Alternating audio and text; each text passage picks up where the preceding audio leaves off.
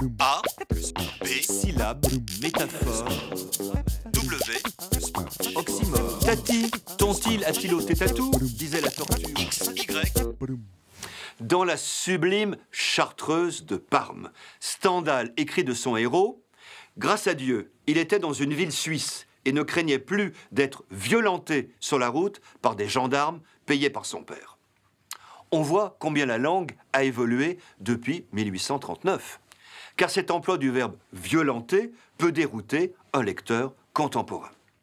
Stendhal signifie seulement que le jeune homme est à l'abri des violences policières.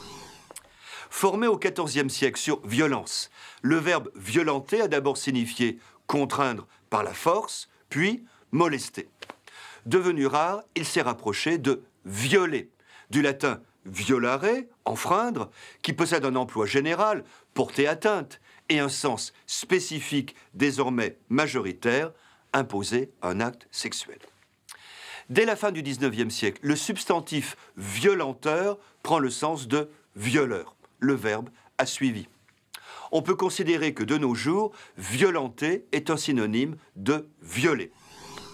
Tel est son emploi dans le français actuel, bien différent de celui de Stendhal. On peut y voir une remotivation. Le viol est en effet un acte violent ou bien un euphémisme. Dans ce cas, taxant de dérisoire un tel adoucissement lexical, violenter et non pas violer, une personne en est-elle moins détruite? A plus B, Syllabe, métaphore, W, oxymore. X, Y.